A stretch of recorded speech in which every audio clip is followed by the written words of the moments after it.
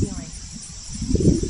I would say that night that I went to rural horse auction to try to buy a beat-up saddle so I didn't look like such a city girl riding, and saw a horse in a stall, and she was really, really emaciated, skin scabby, horrible condition, sunken in shoulders, just bedraggled.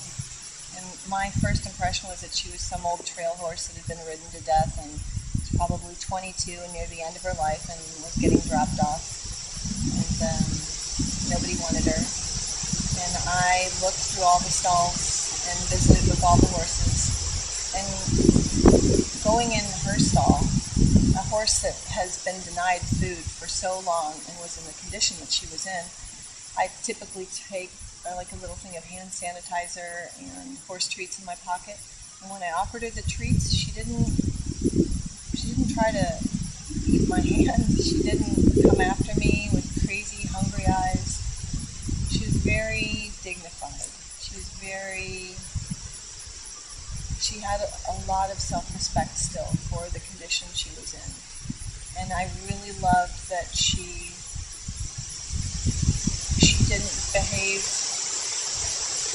didn't behave like a starved horse. She behaved with dignity. And when I looked her in the eye, when we locked eyes, it was sort of a soul meeting of don't judge me for what I look like right now. I am not everything that I am capable of. And this is not a true representation of me. And I know that you know what I mean by that.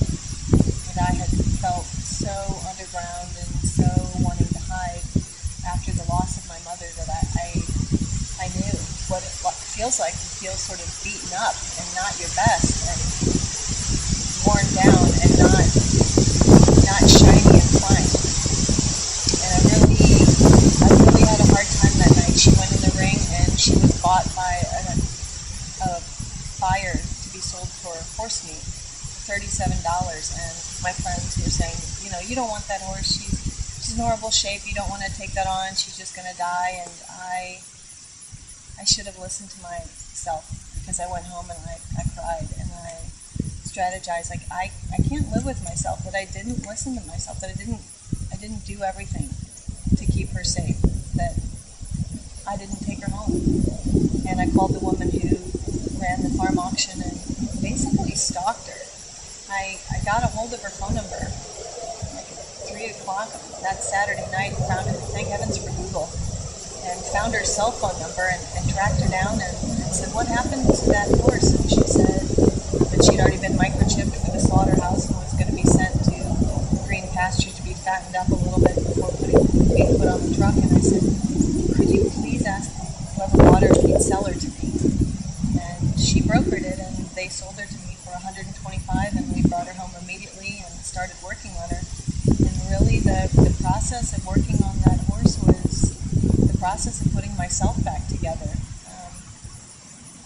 And thinking that she was just an old trail horse, to finding out that she's a tattooed thoroughbred on the inside of her lip, and then weeks later running the tattoo and finding out she's a great-great-granddaughter of Secretariat was just icing on the cake. But for me, the best part was every day seeing her still standing and feeling like I'm standing on more solid legs too.